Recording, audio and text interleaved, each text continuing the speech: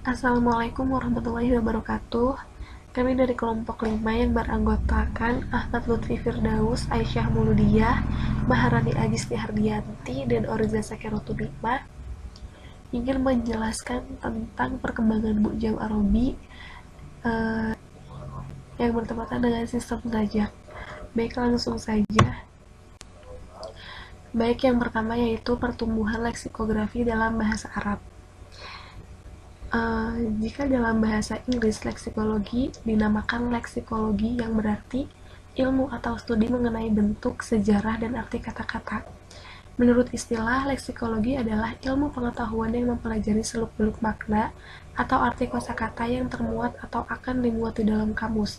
Sedangkan dalam bahasa Arab, leksikologi disebut ilmu al-ma'ajim, yaitu ilmu yang mempelajari tentang seluk-beluk kamus. Secara etimologi, kata mu'jam berasal dari kata al-ujum dan al-ajam, lawan kata dari al-arab dan al-urub. Kata al-ajam berarti orang yang ucapannya tidak fasih dan pembicaraannya tidak jelas. Sedangkan kata al-jami lebih identik dengan sebutan untuk orang non-Arab, baik ucapannya fasih maupun tidak. Orang asing yang masih memiliki garis keturunan Arab juga disebut orang ajam. Nah, kata ajam sinonim dengan kata abham yang berarti sesuatu yang tidak jelas. Karena itu, dalam bahasa Arab, binatang disebut ajma atau abham karena binatang tidak bisa berbicara. Bahkan, segala sesuatu yang tidak bisa berbicara dengan baik dan benar biasa disebut ajam dan mustajam.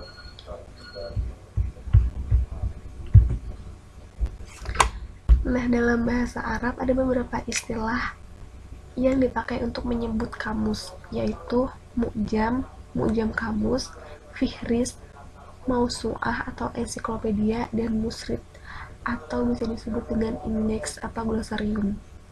Nah, semua istilah tersebut mengarah kepada satu pengertian bahwasanya kamus atau kamus, ensiklopedia, indeks, glosarium adalah kumpulan kosakata yang dilengkapi makna atau artinya dan keterangan lain yang bertujuan untuk menjelaskan informasi yang berhubungan dengan kata-kata yang termuat di dalam daftar tersebut.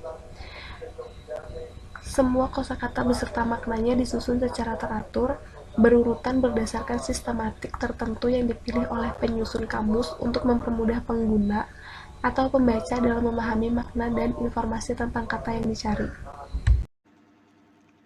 Baik, saya akan menjelaskan tentang slide selanjutnya tentang garis besar sistematika kamus bahasa Arab. Itu ada 5. Yang pertama itu Nizam al-Sauti, yaitu penyusunan kamus pertama yang diperkenalkan oleh Khalil bin Ahmad al-Farahidi. Ia menyusun kata-kata secara tertib berdasarkan urutan huruf yang muncul dalam makharij al-huruf atau tempat keluarnya huruf hijaiyah.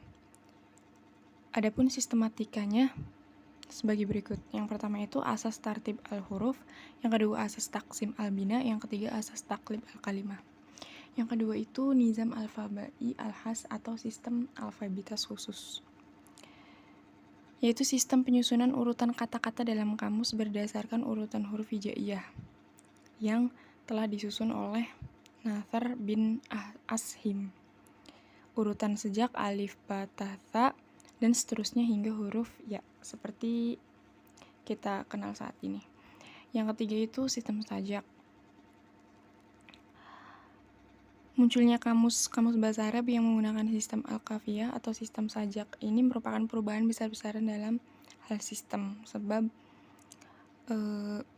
penyusunan kata dalam kamus didasarkan pada urutan huruf terakhir pada sebuah kata seperti sajak-sajak dalam syair, tidak lagi berdasarkan urutan huruf dalam makharij al-huruf. Yang keempat ada sistem alfabetis umum atau nizam alfabai al-am, yaitu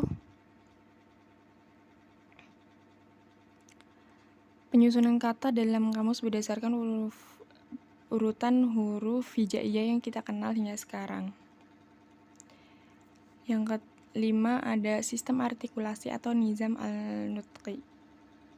Sistem ini muncul dari kritis atas kamus-kamus bersistem alfabetis sekalipun dianggap paling mudah dari sistem sebelumnya.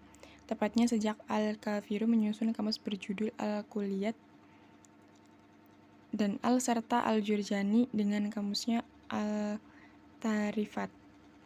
Demikian, selanjutnya akan dijelaskan oleh rekan saya. Terima kasih. Selanjutnya ada An-Nizam Al-Qafiyah atau sistem sajak. Munculnya kamus-kamus bahasa Arab yang menggunakan sistem qafiyah merupakan perubahan besar-besaran dalam hal sistem. Dinamakan sistem qafiyah karena penyusunan urutan kata dalam kamus berdasarkan pada urutan huruf terakhir dari sebuah kata seperti sajak-sajak dalam syair. Pencarian makna kata dalam kamus tidak lagi berdasarkan urutan huruf dalam makharijul huruf, sistem alfabet khusus, tapi berdasarkan pada huruf yang terakhir. Lalu ada orang yang pertama kali memperkenalkan sistem qafiyah ini ialah Ismail bin Ahmad al-Jauhari dari Basrah dengan kamusnya yang berjudul As-Sihah fi al-Lughah. Ada 4 faktor yang melatar belakangi munculnya kamus sistem qafiyah, yaitu yang pertama, obsesi Imam al-Jauhari untuk mewujudkan kamus inovatif dengan sistem baru, karena sistem yang sebelumnya tidak konsisten.